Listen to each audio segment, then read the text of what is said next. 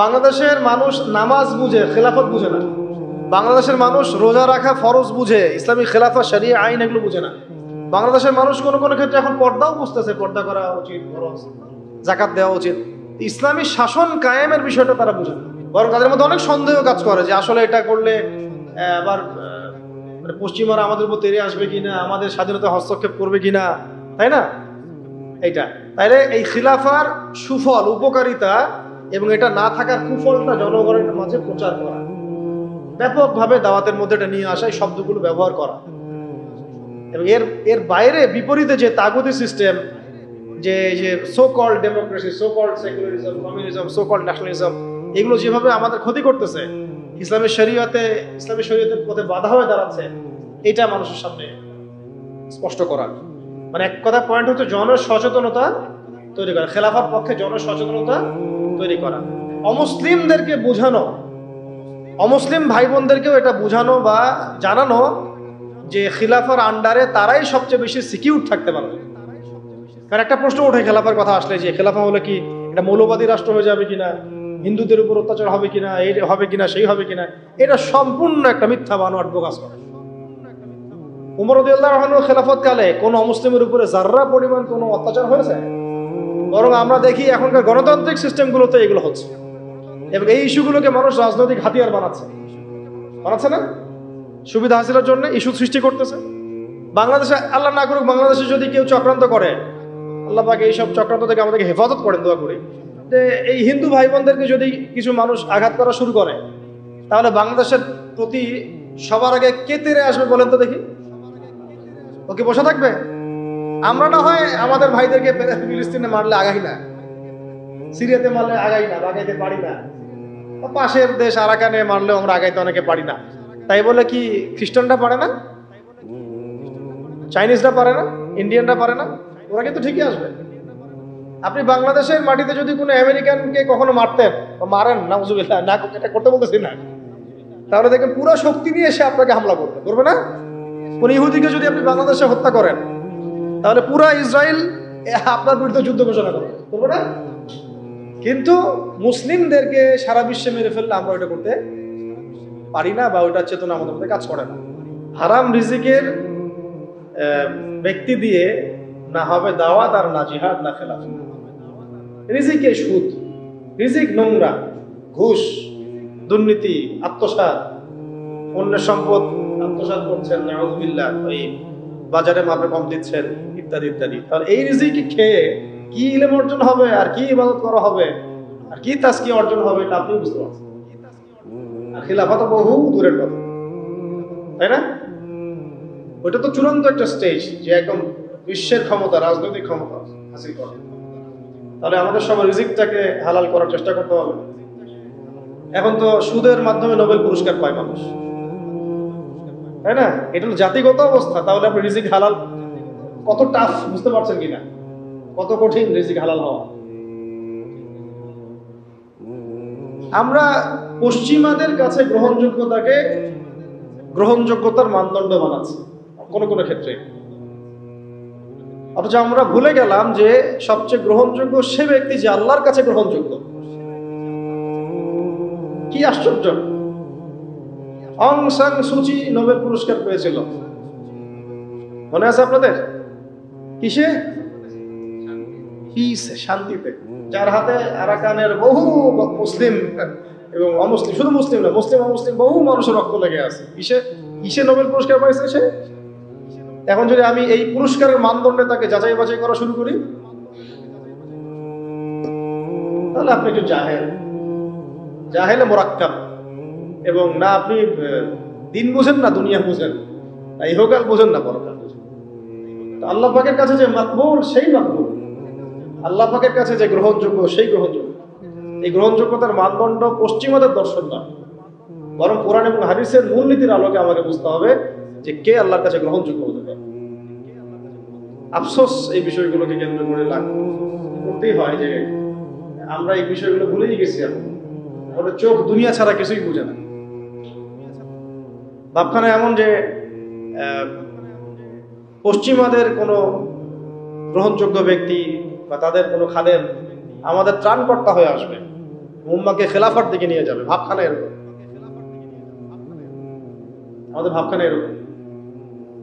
তো আমরা আল্লাহর বিরোধী, আল্লাহ পাকের বিধানের বিরোধী কোনো ব্যক্তিকে যদি মনে করি যে তিনি মুসা আলাইহিস সালামের ভূমিকায় এসে বনু ইসরাইলকে বাঁচায় নাজাতের পথ নিয়ে যাবে, এর চেয়ে বোকা কোনো জাতি হয়? মানে যারা হারাম খাচ্ছেন, হারামের প্রতিষ্ঠা করছেন, সুদ, তারপরে ঘুষ, দুর্নীতি ইত্যাদি ইত্যাদি, এটাকে একটা সামাজিক সংস্কৃতি বানায় ফেলেছেন, তাদেরকে দিয়ে কোশ্চিন কালেও আল্লাহ পাকের জমিনে আল্লাহ পাকের বিধান প্রতিষ্ঠা করা হবে এবং তারা সেটা করবে বলে কথা। ওই চেতনাই তাদের মধ্যে আসবে না। বাংলাদেশের অনেক কিছু ইসলামিক ক্ষেত্রেও, রাজনৈতিক ক্ষেত্রেও এবং সামাজিক ক্ষেত্রেও অনেক বিশেষ সিদ্ধান্ত গৃহীত হচ্ছে ফেসবুকের মাধ্যমে। ফেসবুকে একটা হাইপ তুলে দেন, দেখা যাবে মানুষ দেখা যাচ্ছে ওইটাকে সারাদিন বসে আছে, ঘুরে ফিরে ওইটা সামনে আসতেছে, এটা নিয়ে সবাই লেখালেখি করতেছে, পরে ওইটার আলোকে একটা সিদ্ধান্ত বাস্তবায়ন হয়ে গেল। সুবহানাল্লাহ, সুবহানাল্লাহ, কি জাহালাত, কি ফিতনা! কেন জাহালাত ফিতনা বলছি? একটা এক্সাম্পল দিলে বুঝবেন। একটা খালি এক্সাম্পল দিব। মনে করেন এটা উমর রাদিয়াল্লাহু আনহুর শাসন। একটু মনোযোগ ধরে রাখেন। কার শাসন? উমর রাদিয়াল্লাহু আনহুর শাসনে যারা জনগণ, তারা সবাই সাহাবী না? তারা আল্লাহর রাসূলকে দেখেছেন না? এই দীর্ঘ সময় রাসূলের সহবত ছিলেন না? ওই জামানার একজন ব্যক্তি কি এখনকার সব মানুষের চেয়ে উত্তম না? বুঝলেন কথা? কিন্তু উমর রাদিয়াল্লাহু আনহু সমস্ত সাহাবীদের সাথে এই তথাকথিত গণতান্ত্রিক পদ্ধতিতে মাশওয়ারা করতেন না। মাশওয়ারা করার জন্য ওই সাহাবীদের মধ্যেও বাছাইকৃত একটা প্যানেল ছিল তার, যেটাকে বলা হতো মজলিস শুরা। কি বলা হতো? মজলিসে শুরা। তার মধ্যে বড় বড় বরেণ্য সাহাবী ছিলেন। আলী রাদিয়াল্লাহু আনহু ছিলেন, উসমান রাদিয়াল্লাহু আনহু ছিলেন, তালহা রাদিয়াল্লাহু আনহু ছিলেন, আব্দুর রহমান বিন আওফ ছিলেন রাদিয়াল্লাহু আনহু, আর কে জুবাইর বিন আওয়াম রাদিয়াল্লাহু আনহু ছিলেন। এরকম প্রায় 10 জন 15 জন সাহাবীর একটা প্যানেল ছিল। দেখেন, সাহাবীদের যুগেও তিনি বাছাইকৃত মানুষদের সাথে মাশওয়ারা করে সিদ্ধান্ত নিতেন। আমি কি পয়েন্ট বুঝাতে পারছি? সাহাবীদের যুগেও তিনি বাছাইকৃত সাহাবীদের সাথে মাশওয়ারা করে সিদ্ধান্ত নিয়ে রাষ্ট্র পরিচালনা করতেন। আর আমরা ফেসবুকের হাইপ থেকে সিদ্ধান্ত নেই। এটা একটা এক্সাম্পল দিলাম। উমর রাদিয়াল্লাহু আনহু সমস্ত সাহাবীদের মধ্যে থেকে বাছাইকৃত সাহাবীদেরকে নিয়ে মজলিসের শুরার মধ্য দিয়ে সিদ্ধান্ত নিয়ে রাষ্ট্র চালিয়েছেন বলেই তো ওই যুগটাকে বলি আমরা সোনালী যুগ। ওই জামানায় যদি ফেসবুক থাকতো তাহলে অবস্থা খারাপ ছিল। একা একা আপনি কিছুই করতে পারবেন না। একটা জামাআ, ইমারা, আমির, সামউ ওয়া তাআ এবং বায়আ ছাড়া মুভমেন্টগুলো হয় না। এই জন্যই ওই পর্যায়ে পর্যন্ত যেতে পারছি না। আর যারা দেখেন ওই পশ্চিমা শক্তির মোড়ল, নাম না হয় নাই বললাম, ওই রাষ্ট্রের নামও নিতে ইচ্ছা করে না, তাদেরকে যে পিটিয়ে বের করছে খোরাসান থেকে, 20 বছর ধরে মাইক দিছে, তাদের মধ্যে সুন্নত গুলো ছিল। আমির ছিলেন, ইমারা ছিল, জামাআ ছিল, ঐক্য ছিল, বায়াত ছিল। এইটা আমাদের মধ্যে উঠে গেছে। এটা জরুরি। বায়াত কটা হলো? না, আমির লাগবে, বায়াত লাগবে এবং অনুসারী লাগবে। 9 নম্বর কি লাগবে? অনুসারী লাগবে। অনুসারীদের কর্তব্য হচ্ছে সামি'না আতা'না, সামি'না আতা'না, শুনলাম মানলাম, শুনলাম মানলাম।